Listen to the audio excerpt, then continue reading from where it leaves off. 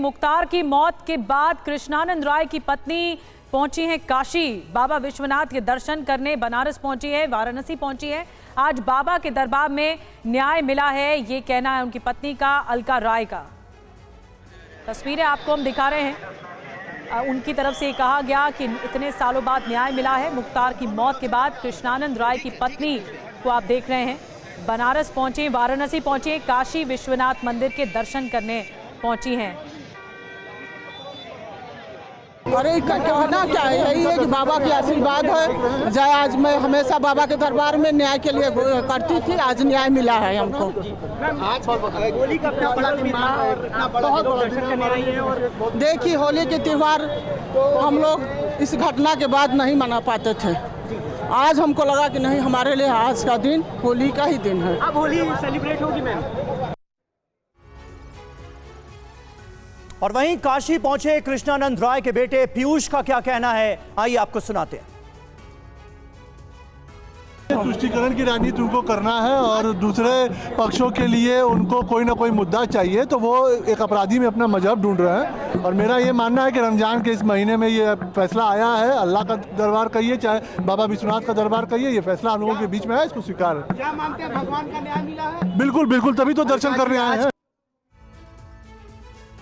तो परिवार वालों को आपने सुना, इसे इंसाफ बता रहा है। और मौत से पहले मुख्तार अंसारी बांदा जेल में था। आइए अब आपको बताते हैं उसकी क्राइम फाइल के बारे में, उसको किन किन मामलों में उम्र कैद हुई थी, किन मामलों में मुख्तार को उम्र कैद हुई, आइए आपको बताते हैं। अवधेश राय हत्याकांड, 3 अगस्त 1991 को घर के बाहर गोली मारकर हत्या कर दी गई थी और वैन से 5 हमलावर आए थे। अवधेश को 4 गोलियां मारी गई थी और इस केस में अजय राय ने मुख्तार समेत 5 के खिलाफ एफआईआर दर्ज कराई, ये बड़ी जानकारी। और 5 जून फिर 2023, जिसमें मुख्तार को इस मामले में अवधेश राय हत्याकांड में उम्र कैद की सजा मिली।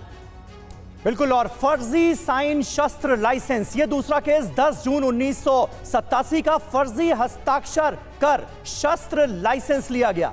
4 दिसंबर 1990 सीबीसीआईडी ने मुख्तार समेत 6 लोगों के खिलाफ इस मामले में मुकदमा दर्ज किया। 1997 में पुलिस ने कोर्ट में आरोप पत्र दाखिल किया, चार्जशीट दायर की गई। 13 मार्च 2024 को इस मामले में भी मुख्तार को उम्र कैद हुई। पंकज झा हमारे साथ, हमारे सहयोगी मौजूद हैं।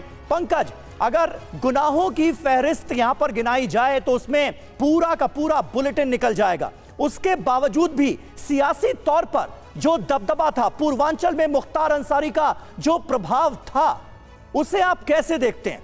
क्योंकि बड़े बड़े दलों ने मुख्तार अंसारी को अपना चेहरा बनाया अलग अलग सीटों से, और राजनीतिक तौर पर उसका फायदा भी हुआ जब मुख्तार जीत कर आया।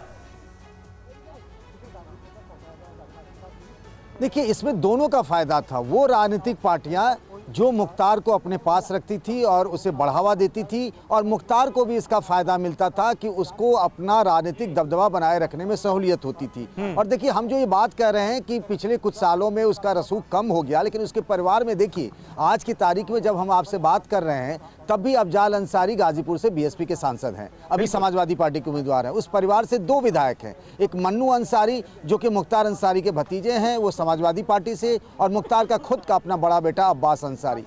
जेल में रहते हुए मुख्तार कई बार चुनाव लड़ा। जिस पार्टी ने भी, अलग अलग पार्टियों ने, जैसे हम अभी अखिलेश यादव की चर्चा कर रहे थे कि एक समय उन्हें लगा कि मुख्तार बहुत बड़ा अपराधी है, लेकिन एक ऐसा भी समय आया जब मुख्तार अंसारी के परिवार को उन्होंने विक्रम बन के बेताल की तरह अपने कंधे पे उठा लिया। मायावती ने उन्हें गरीबों का मसीहा का, सब अपने अपने हिसाब से उसका फायदा उठाते रहे, और मुख्तार अंसारी ने भी उसी हिसाब से उन सब के लिए काम किया। और यही वजह है कि बीते करीब 30-35 सालों में उसे कभी कोई सजा नहीं हुई। पिछले 1.5 साल में उसे 8 अलग अलग मामलों में सजा हुई। तो पंकज, सियासी नुक्ते नजर से देखा जाए तो गाजीपुर और कहा जाए पूर्वांचल की सियासत पर मुख्तार की मौत का भी असर पड़ने वाला है क्या?